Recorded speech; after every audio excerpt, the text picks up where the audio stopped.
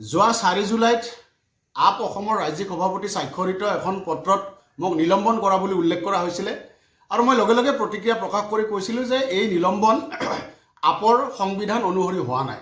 সংবিধানত এগৰাকী ৰাজ্যিক নেতাক নিলম্বন কৰাৰ যি প্ৰক্ৰিয়া আছে সেই প্ৰক্ৰিয়া কোনোপধ্যে ইয়াত অনুসৰণ কৰা হোৱা নাই। মোক চকজ দিয়া নাই, মোৰ লগত কথা বতৰা পতা নাই আৰু ৰাজ্যিক সভাপতিয়ে ৰাজ্যিক উপসভাপতিক নিলম্বন কৰাৰ কোনো সাংবিধানিক নিয়ম আম আদমি পাৰ্টিত নাই।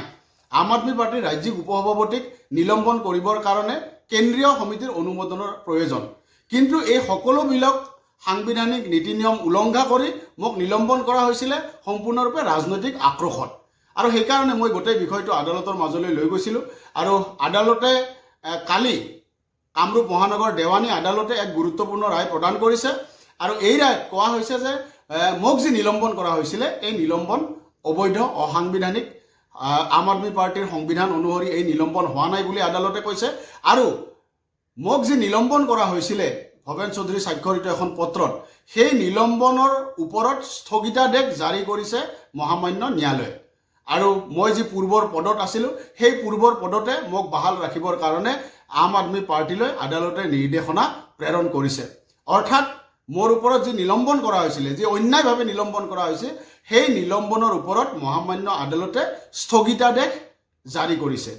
মই যি অন্যায়ৰ বলি হৈছিলোঁ, মহামান্য আদালতে মোক ন্যায় প্ৰদান কৰিলে।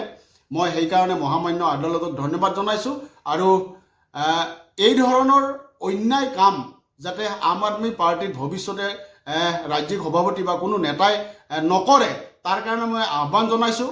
কাৰণ এই ধৰণৰ কাম কাজে, অসাংবিধানিক কাম কাজে দলটোৰ বহুত ক্ষতি কৰি আছে আৰু ক্ষতি কৰাৰ আশংকা ভৱিষ্যতলৈ থাকি যাব।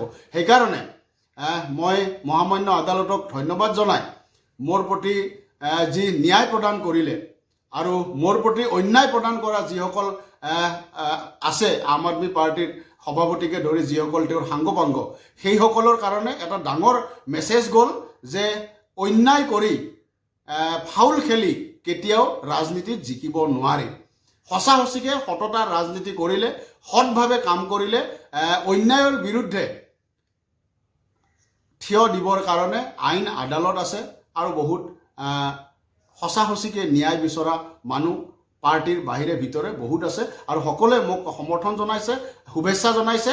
আৰু সেইকাৰণে মই ন্যায়ালয়ৰ এই ৰায়ত মই অত্যন্ত সুখী আৰু মই আনন্দ অনুভৱ কৰিছোঁ।